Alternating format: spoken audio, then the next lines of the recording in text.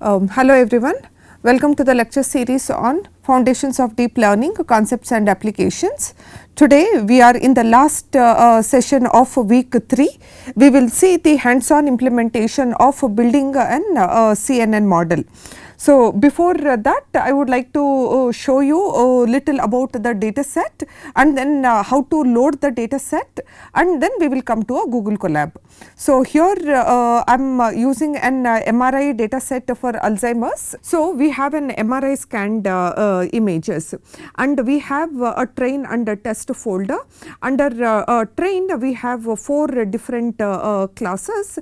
Under test also we have 4 different classes. So, if you see, we have 4 different classes. So, what is that first step you will do? Whichever data set that you would like to work on from an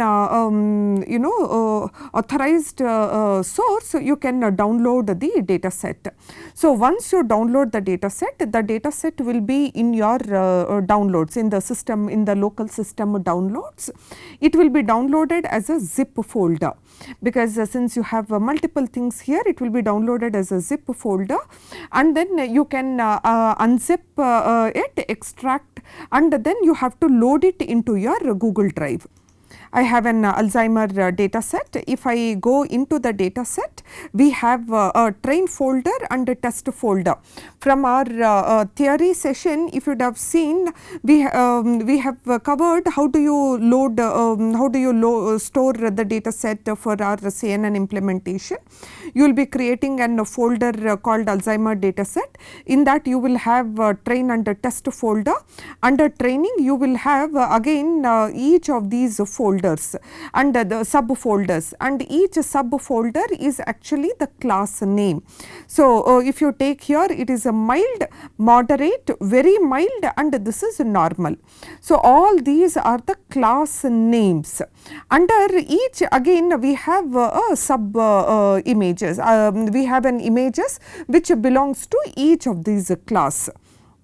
So, moderate, again under moderate we have different images. So, we have so this is what is training, and if you go under test also we have 4 different classes. So, how do you store the data? The data is stored in the form of folders only, because we will be working on flow from directory going forward. So, we have data in the form of folders.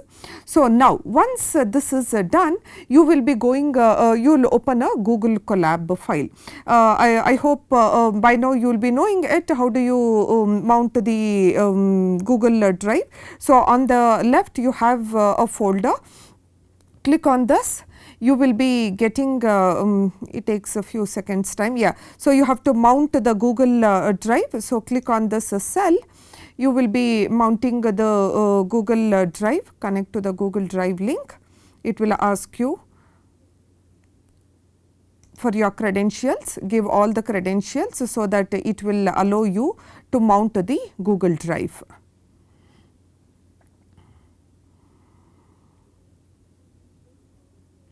So, once you mount the Google Drive, you will be able to see that my drive will appear here. You can see there is a drive. So, expand it, you will get my drive. In my drive, you have to go and search for what? Search for Alzheimer data set, because in your drive you have an Alzheimer data set, right? So, come down and then search for Alzheimer data set. Can you able to see? We have an Alzheimer data set here, right? So, expand, you will have 2 different folders, train and test. So, for train, copy path, copy this path, and then come here, and wherever there is a training path that you want to, here you need to give that particular path. Similar way, right click, you have a test, copy this path, wherever there is a test, for test directory, there you come and give the test. So, this is how you will be saving the data for your CNN model, and then you will mount using the Google, you will mount the Google Drive. So, once this is done, let's get started with the hands-on implementation of CNN. So, the very first step is you have to import. What is that you will be importing? You will be importing the image data generator. So, you will be using an image data generator. From this image data from where do this image data generator function belongs to? It is a pre-processing technique. So, under pre-processing you can work on structured data, you can work on tabulated data, you can work on images. So, here we are applying this image data generator on an images. Therefore, from pre-processing dot image, you have to import image data generator. Now, this is a part of Keras. So, Keras is a part of TensorFlow. Therefore, you look at the way the syntax is written from TensorFlow, Keras, pre-processing image, import image data generator. So, the necessary most important package you have imported. After that, if there are any warnings, we just want to ignore those messages. Therefore, you will import warnings and all that you will be ignoring it. Then here is where you will be copy pasting the training folder path and then the test folder path. You have copied and then you have assigned it to two variables, train underscore directory and test underscore directory. Okay. Once you keep all these ready, now once again you go back and then recall from a theory session, you have to do a data augmentation. Now, what all different techniques, what all different parameters are there? If you recall, the very first one is you are going to normalize the pixel values. How do you normalize it? You will divide each of those pixel values with 255, so that the pixel values from 0 to 255 you are scaling down to 0 to 1. So, all the pixel values will be now between 0 and 1 here, and then you have defined a shear range. So, that shear range is you are slanting the image, then zoom range, so that you can able to look at the image from different object from different scales. Then width shift range, height shift range. Width shift range is moving the image left and right, height shift range is moving the image top and bottom. Then rotate range, it is a minus 90 degrees to plus 90 degrees. So, you are rotating from different angles and then you are viewing the image. Horizontal flip, you are flipping, whatever the image that we have, we will flip the image and then view. Whenever we shift the range, shift the image, then when you shift right, then left side of the image will be left empty. When you shift left, the right side of an image will be left empty. So, whatever or those empty spaces, you need to fill those pixels. How will you fill it? We have different techniques. We have you can fill it to this parameter fill underscore mode, and the possible values can be nearest, so that the most nearest pixel value will be filled in the empty.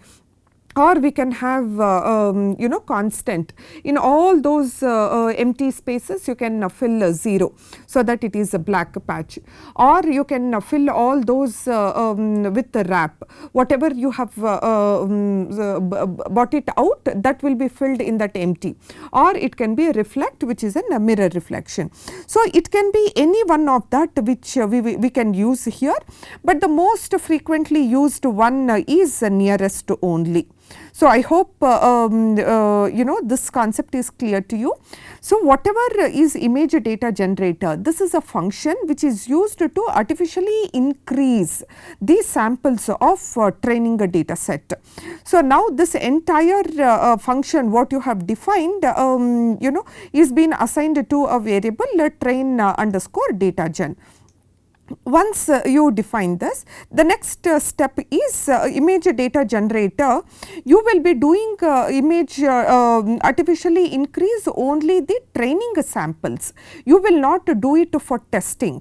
Why? What is the reason? Because what your model has learnt during a training, that learned one should be able to perform well for testing, right. So, you will not be able to do any of these augmentation for testing samples. So, only one thing that you will do is, in training you have scaled down the values between 0 and 1, the same thing you will do even for testing. Only this one parameter you will be passing it for testing, and assign it to a variable test underscore datagen. So far what we have defined, we have called an image data generator function. This is helpful for you to artificially increase the samples by slightly modifying the original image only. So, once you define train underscore datagen, test underscore datagen, the next important is you have to load the images. How will you load the images? We have seen that the images will be in the directory, will be in the form of an folders. So, what you are doing? It is a flow from directory. Now, flow from directory will have certain parameters. The very first parameter, you need to specify the path where there is a training data. So, where is this train underscore direct, what is there in this train underscore dir? If you see, we have a path name. What is this path? The path name where there is a training data, correct? So, training folder, train folder path is given for train directory. So, that is passed as a first parameter here. So, path name.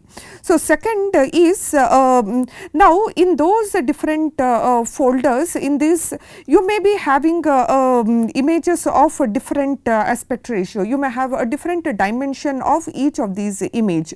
So, what we are going to do, we are target underscore size is where you are resizing the images to a particular dimension. What dimension we have fixed? It is 128, 128. So that every of the image that we have used will come to an range, and that range is 128, 128. Then we have class underscore mode. What is class underscore mode? Now, if it is a binary classification, we will be using here binary.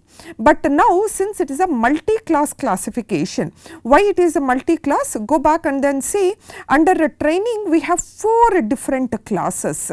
Because it is 4 different, it is a multi-class. One class will get an label 0, this class will get a label 1, this is a label 2, this is label 3, or internally however the Keras will label each of these classes, but it will be labeling it as 0, 1, 2, 3, integer encoding only. Therefore, it is a categorical because it is a multi-class, and the class labels here are 0, 1, 2 and 3. Next, what kind of images that we have considered? If you look into each of these are a grayscale images, right?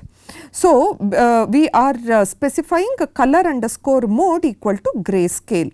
So, that system will read each of these images as a grayscale, and then the channel number of channels for grayscale is 1. Okay. So, and if you see here, flow from directory, you are calling train underscore datagen. Now, what is this train underscore datagen? Somewhere we have already defined this train underscore datagen. What is happening here? All the images that you are reading from this directory will be passing through this train underscore datagen, where it gets every of the image which is there in the training will go through this augmentation. So, what augmentation? It is a train underscore datagen. What is defined in train underscore datagen? You have defined all of these in a train underscore datagen. Okay, I hope this is clear to you. And once this entire is assigned to a variable train underscore generator. Now same thing you will carry on for test. You have to read the test images during a testing phase. Now flow from directory, test path you will be giving. Then here once again you will be specifying the same size, whatever the size that you had specified for training, it is the same size. Once again it is a categorical and then the grayscale, and here it is a test underscore data gen. What is it in a test underscore data gen? Go back where you are only rescaling every of the image pixel values to where you are rescaling and then bringing the values between 0 and 1 by dividing each of the pixel values with the 255. So what we have done here so far is we have pre-processed, that is a data augmentation, and we have loaded the image and the labels. So this is all what we have done. Now if you recall from the theory session, here we also will pass batch underscore size. When you are training the data, you will be training it in batches only. You will not be passing the whole data set at a time. So there has to be batch underscore size. So if you don't specify, Keras by default will take 32. Batch size as 32. No, we want to define some other batch size, then press enter here. Then define batch underscore size, and then give this is by default it is taking. If you don't want to give 32, then you can change the value here to some other. So this is what you can explicitly specify the batch size. So once you run this particular cell, it is going to tell you from each of the folder how much images it has read or what is the size of the data set. So 4647 are number of samples that are used for training, and 1230 samples are images used for testing. So and since they belong to 4 different classes. So this is all about your first cell. Once this is done, we are going to build a CNN model. So recall again, how do you build a CNN model? The very first component, you have an input. So we have already taken the input.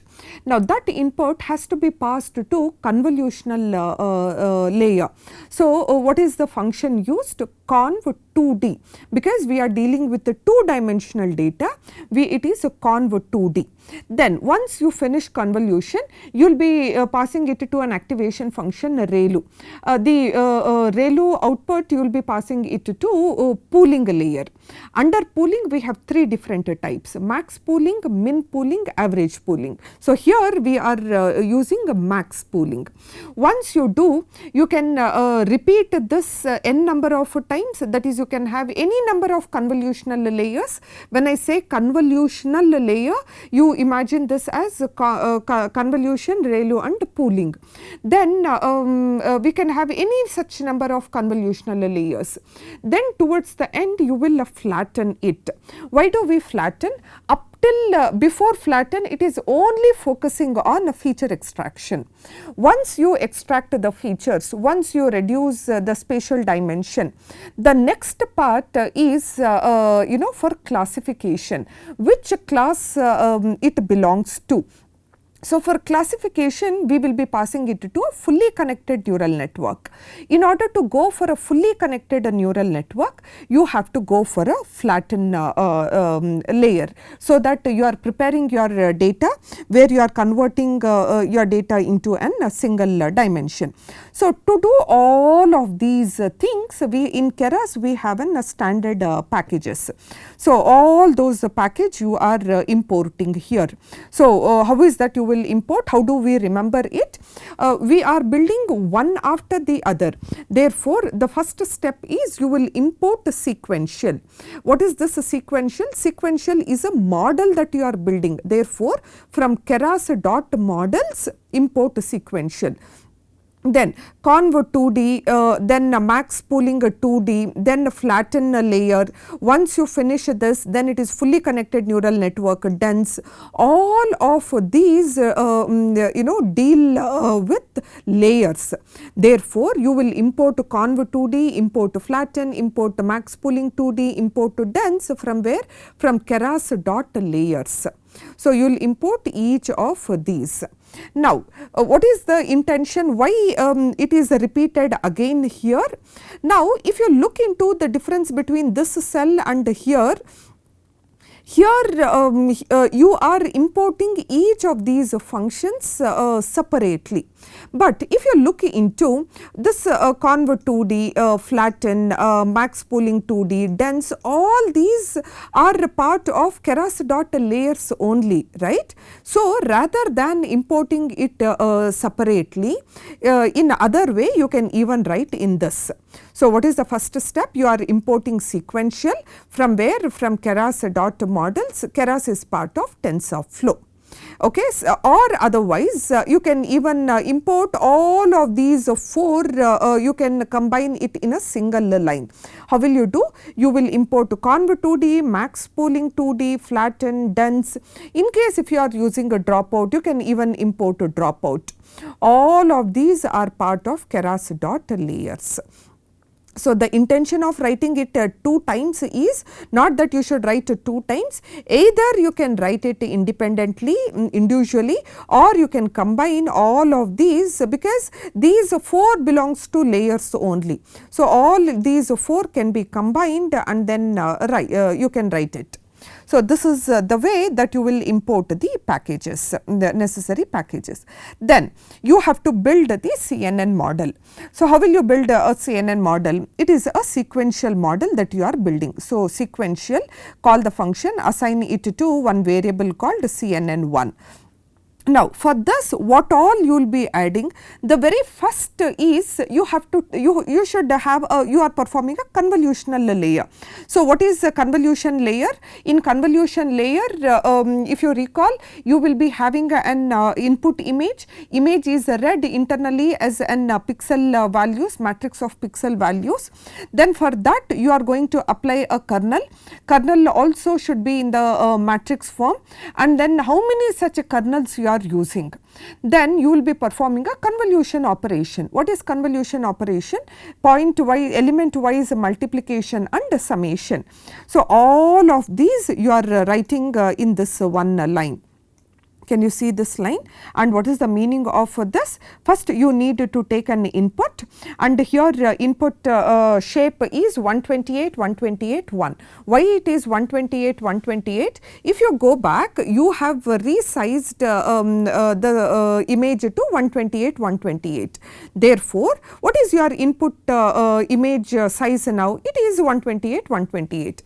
And see here what we are writing, 1.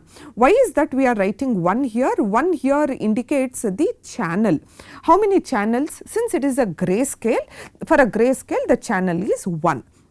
So, I hope this part is clear to you.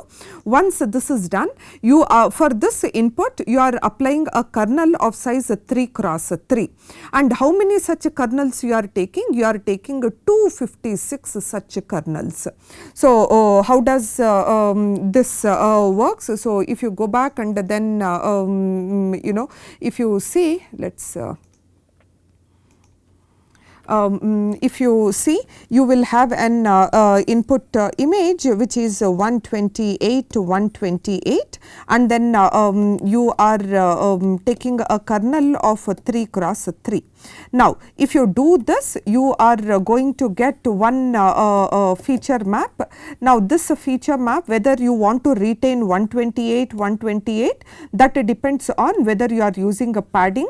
If at all, if you are using a padding, the possibility is, you can write it as same, so that input shape is retained.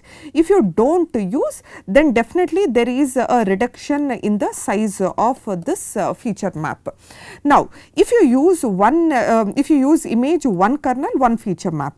If you use a second kernel, you will get second feature map. If you use a third kernel, you will get a third feature map.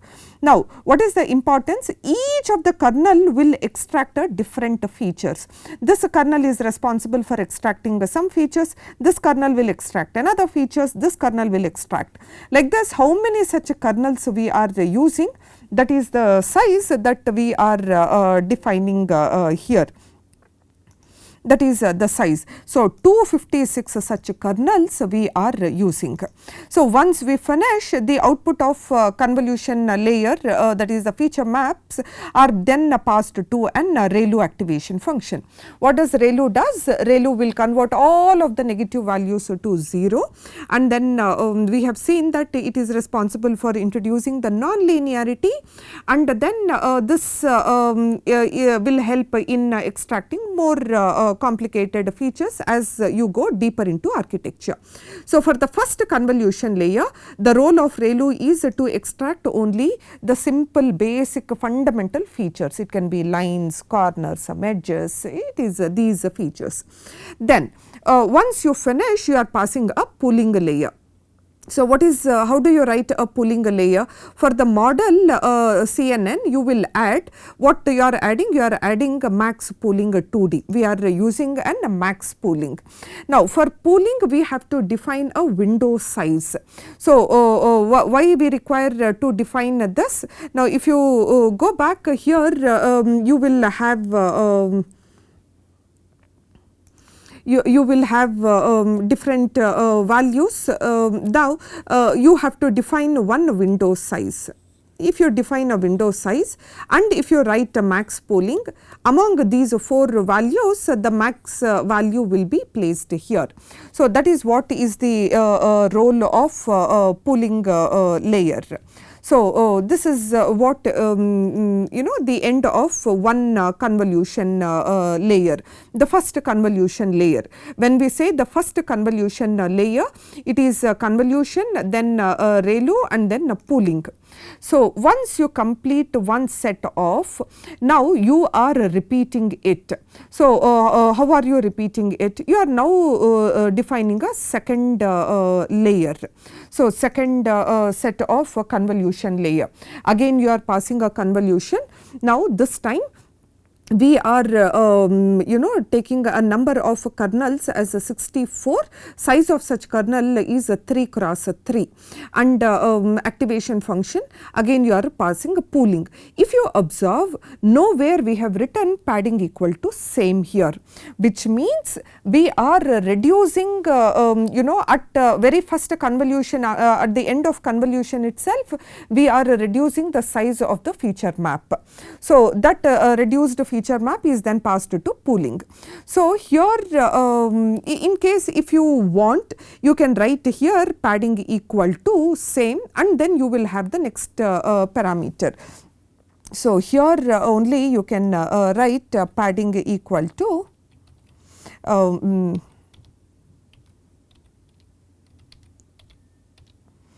we can write padding equal to same here.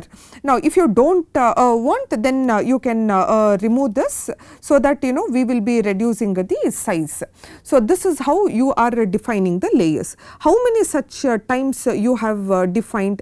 Then this is the first, then your second layer, third layer, fourth layer, fifth layer. So, 5 different convolutional layers that we have built.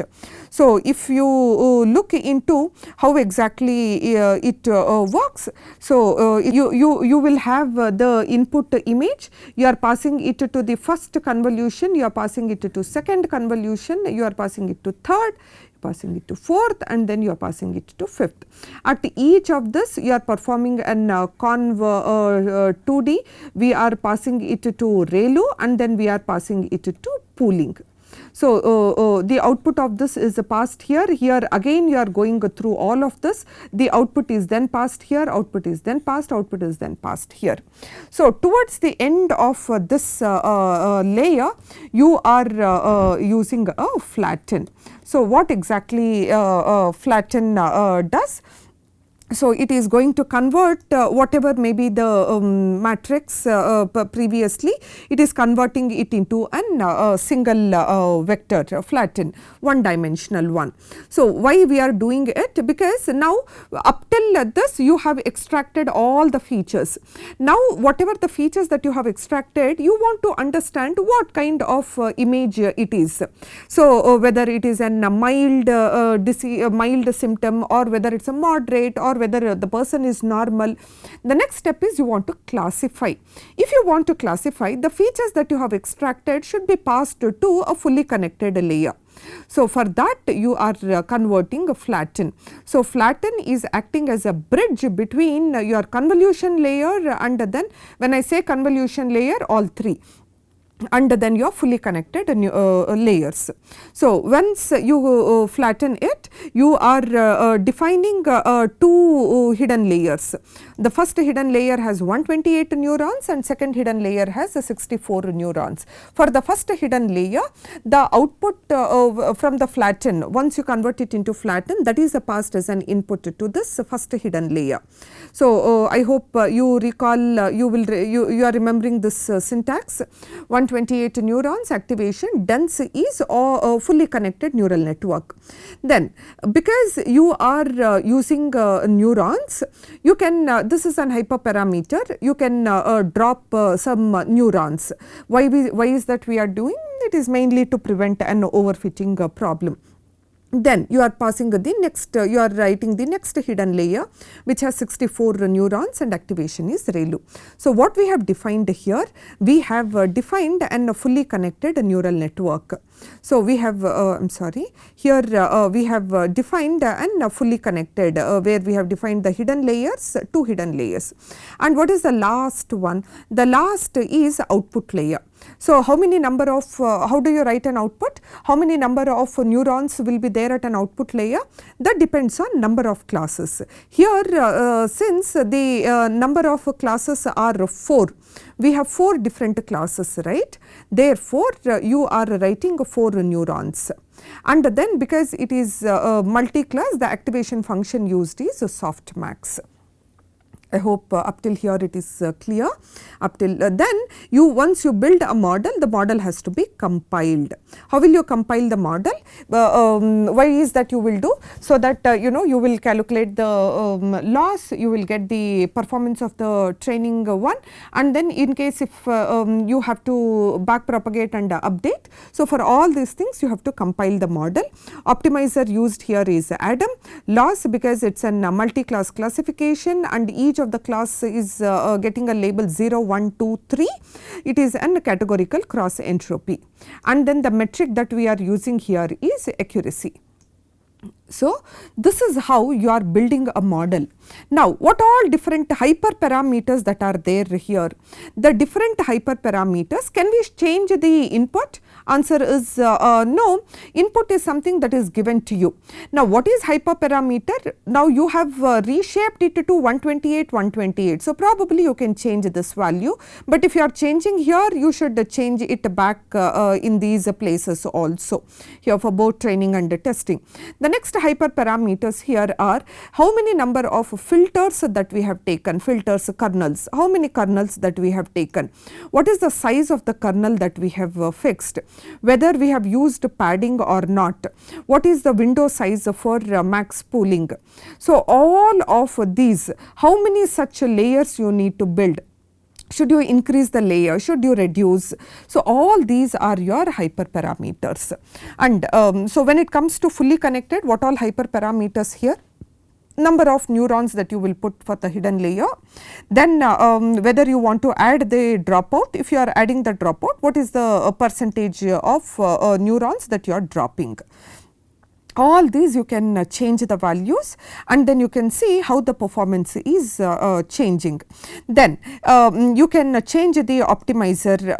Instead of using Adam, you can go for RMS propagation, then ADA grad, ADA delta, then stochastic gradient descent with momentum. You can change a different optimizer and then see how the performance is varying.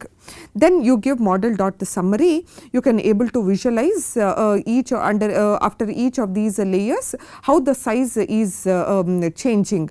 I hope you will be now able to understand this math and the total number of trainable parameters. We have calculated, solved each of this in our theory session. You can go back, refer to that particular slide video. So once you built a model, you have to train the model. So how is that you train the model? The function used here is the function used here is fit. Fit is a function that is used for training. Using what it has to train? Using the model that you have built. Which model you have built? You have built the CNN1 model, right? Because you have assigned it to CNN1. So using this CNN1 model, you have to train. Now when you are training, you have to pass your X train and Y train.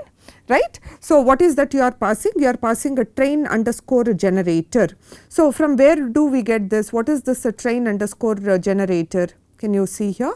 It is a train underscore generator, where you are specifying the path. Each of the images are undergoing this augmentation using this data gen. Then the color mode you have defined, the target size, all this you are passing your training data. So training data is being passed. For how many epochs you are running? You are running it for 50 epochs. So once again, the hyperparameter, you can change this epoch to an some other number, and then you can see. In case if the accuracy is very less, you can increase, you can fine tune other parameters. Here we usually define the batch size also. So batch size we have not defined. So when we have not defined, what is the default batch size? It is 32. So now you should be able to remember from where do we get this 146. So go back and then see what is your training size. It is 4647.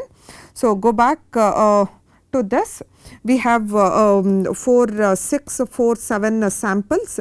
You are running it for the batch size here is 32. So when you do this calculation, I think we will get around 145 point something. So it is a seal of it. What is a seal? The next integer number. So 146. So this is this 146 is steps per batch. So that is what you are seeing here, 146. You run it for 50 epochs. Towards the end of the 50 epochs, we are seeing the training accuracy here is 94 and the loss is 0.14. So the accuracy what we are getting is 0.94 or 94% and the loss is 0.14. Then once you feel the training performance is good, then we go for testing. So how do you test it? It is a model dot evaluate. So so for model dot evaluate, you have to pass the test data. So where is the test data? Test underscore generator. Go back to test underscore generator. Test underscore generator is where there is a test data, right? So that is assigned to this function, to this variable called test underscore generator. I'm sorry, yeah. So test underscore generator is being, to this you are passing test underscore generator. Now, once you evaluate, you are going to get two values. One, you are going to get the loss and you are going to get the test accuracy. So you can print what is your test accuracy. So it is there in this variable. You can pass that variable here so that you will get the test accuracy is 95%. And the loss what we have got is this is the test loss. So now I want to improve the performance of this model. So what is one way to improve the performance of the model? You have to go and then fine tune the parameters. So how will you fine tune? What all the different parameters we have observed? Now here during training also the performance is very good, and during a testing also the model has performed. Now what if there is an overfitting problem? So I hope this is how you build a CNN model. Now if you want to further improve, you can go back and then see in case if you can change the architecture, increase a few more layers here, fine tune, increase a few more hidden layers. See, after every 2 convolution you can apply max pooling. You can play around with this model.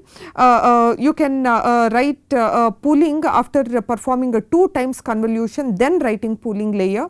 You can try out with the different combinations and see how the model is performing.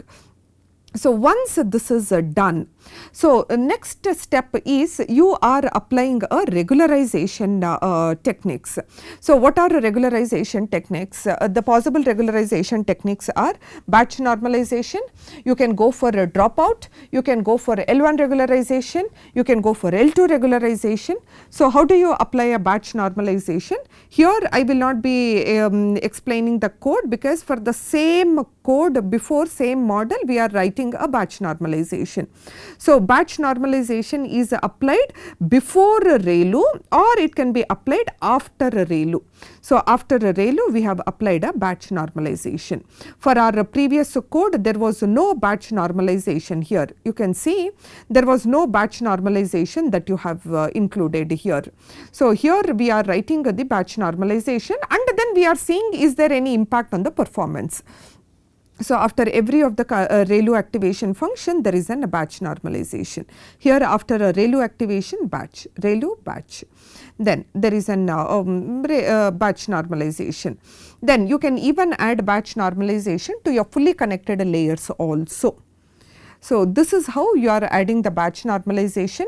You will once again run the model, compile the model, and then you will train the model, and then you will see what is the impact on the performance. So you can see there is a good improvement. Test accuracy earlier it was some 94, now you have got 97, and the test accuracy, this is a training accuracy, and there is a good reduction in the loss also, and then the test accuracy we can see this is the test accuracy. This is how by including the batch normalization. One thing you need to understand, it is not compulsory that you should use batch normalization or regularization techniques. You can apply regularization and then see how there is an impact on the performance. So sometimes the performance will vary, sometimes you will feel you will get a better performance, sometimes you will see that there is a reduction in the performance based on your problem statement, based on the complexity of your data set. Accordingly you can choose to apply regularization techniques. Next, how do you apply L1 regularization? Now, how do you see this L1 regularization? In case if you are applying L1 and L2 regularizations, then you have to import regularizers explicitly. You have to explicitly specify regularizers. So let us see one theory session, theory part on regularization. Then we will go back to the hands-on part. Now, in multi-layer perceptron, if you are applying a regularization, to that matter even in CNN. So, how do you build a regularization? Can you see here? So, what is the whole concept of regularization? Now, you have built a model, and the model has performed exceptionally well during a training.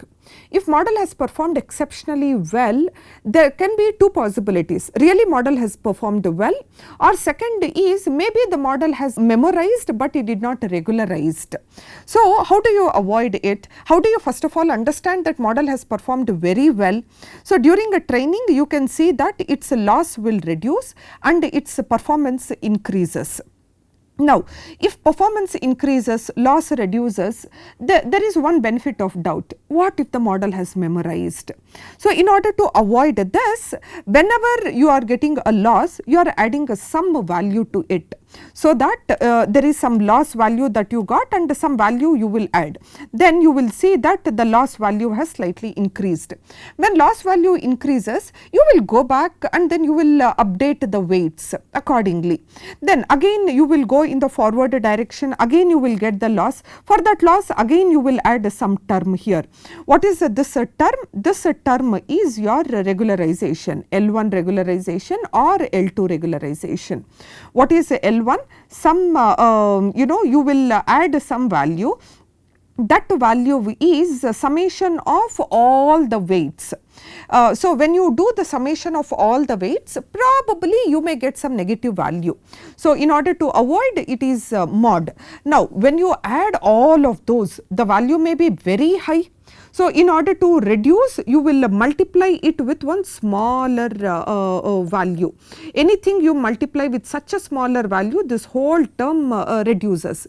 So to the loss, a very small penalty, small value is being added.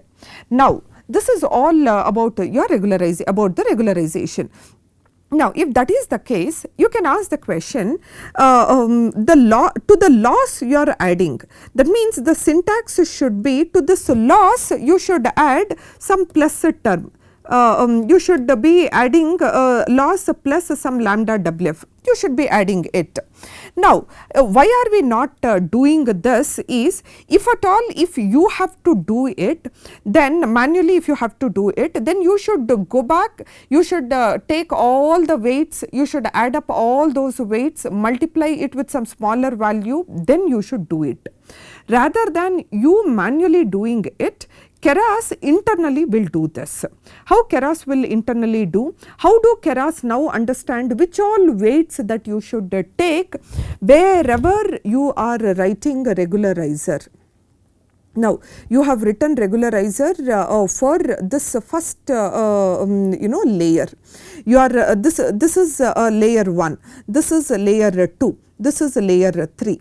So wherever you have written regularizer, those weights only will get added. So you see here, you have added a regularizer for layer 1 and layer 3. Therefore you are taking only those layer weights and layer 1 weights and layer 3 weights. You are taking only these weights here. Okay. So instead of you doing it, you will allow it for a model to do. So if you try to include L1 manually, then you need to have an access for each of the layers tensor, you need to have an access to each of the layers weight, then you will compute its sum, then you will add it to the loss. So this would be a complicated and rigid task. So by declaring a regularizer at a layer level, Keras does this automatically. Okay. So this is a small theory concept. So let us go back to hands on. So where all you can apply regularization. So you see, for the layer 1 you have applied regularization, for layer 2 you have applied, I think for all the layers we have applied the regularization.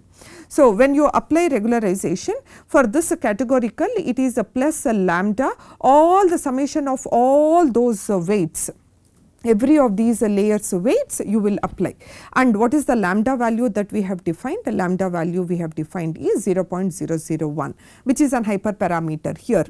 So this is how you apply L1 regularization, and then you compose, compile the model, then you train the model, and then you see what is the impact on the accuracy. So definitely there will be an good impact. Then train, once the training is done, you evaluate the model, and then you will see that the performance of the model has considerably improved. Not necessarily that always the performance increases. Yes, this is how you will be applying L1 regularization. Now I want to apply L2. What is the way that you will apply? In the place of L1, you will change it to L2. L2, all these will turn into L2. Now there is a last function that we have defined, where we are including batch normalization also, we are including L2 regularization, and we have applied some dropout also. Then batch normalization, if you are applying, call the function batch normalization, then dropouts, L2 regularization, regularizers, call all the necessary packages and then look into this particular cell, look into the first block. So, what we have done, we have applied L2 regularization here. L2 regularization is applied, and then we have applied batch normalization also, and then we have applied dropout also. So, this is one model where along with the CNN, you have also added every possible regularization techniques. Not necessarily it is compulsory one, but these are all hyperparameters. You can try by adding, without adding, and then see how it is having an impact. So, once you build an model, you can keep changing the dropout.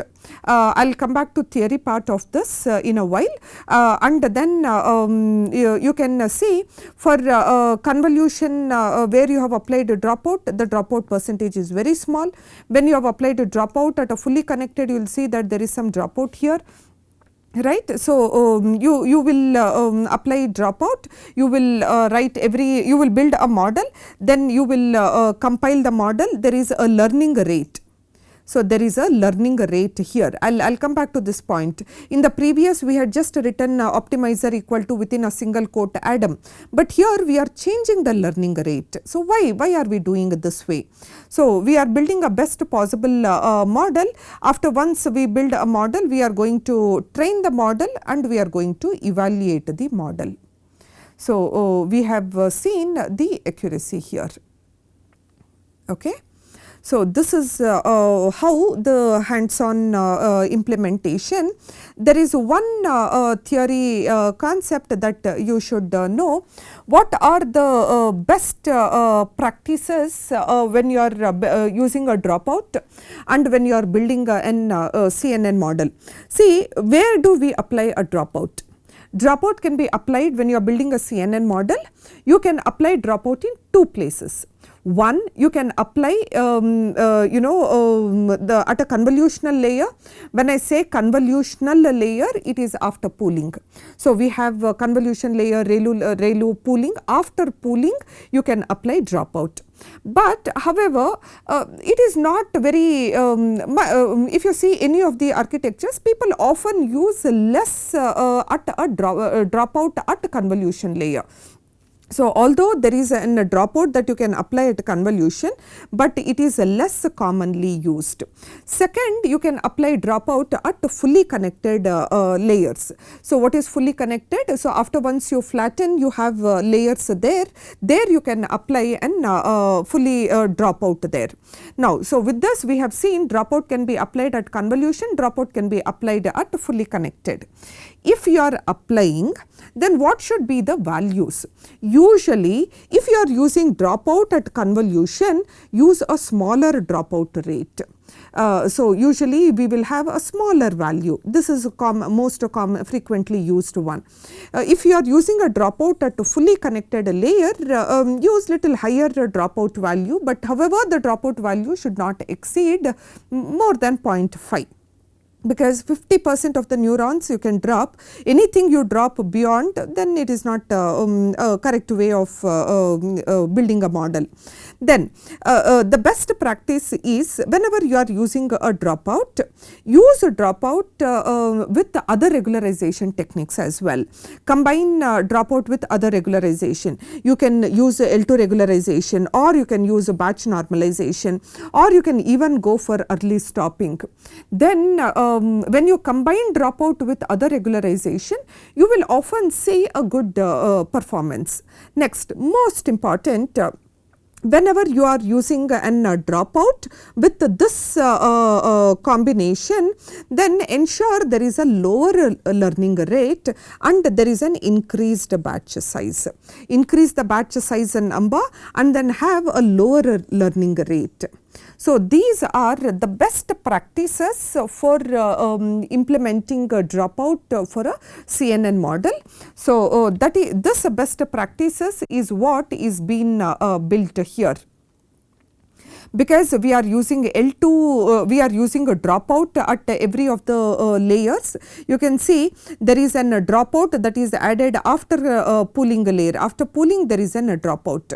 So it is after convolutional layer. When I say convolution, both the conv 2D, ReLU, then max pooling. After that we are applying a dropout. So when dropout is applied to convolutional layer, less value, preferably a smaller value. Because dropout is applied, always combine it with other regularization like L2, and you can also add the batch normalization. These are often people tried with this combination, and then they have reported that they got good accuracy. So these are just a suggested best practices, not that compulsorily we have to use these. Now, you should always have a lower, smaller learning rate. We have defined a very smaller learning rate here. So, because you are explicitly changing the learning rate, you are calling the function Adam. Because you have called the function Adam, you have imported activation, or you can even import the Adam here, import Adam. So this is all the hands-on implementation of CNN. With this, we have come to an end of week 3. In week 3, we have seen the CNN architecture. We have seen the implementation of different layers, how each of the layers work. We have seen how convolutional layer works, how ReLU, what is the role of ReLU, pooling, then flatten. Before flatten, it is all for feature extraction. Once the features are extracted, the flattened layer acts as a bridge between the feature extracted and then the classification part. So for classification, we are building a fully connected layers. So for that, flattened layer will convert the data in your matrix form to a single vector. So then we have seen the different regularization techniques like batch normalization. Batch normalization is something that can be applied before activation, or it can be applied after activation function. It is one additional layer that we are including. So during a back propagation, the learnable parameters in batch normalization is gamma and beta. So this is all with respect to CNN week 3. In the next week, we will be seeing the different variants of CNN architecture. We have an VGG 16, 19, ResNet, Inception. We have different variants of CNN architecture, and towards the end of week 4, next week, we will be seeing the hands-on implementation of those variants of CNN. We will also explore something called as a transfer learning. So this is all for week 3. Thank you.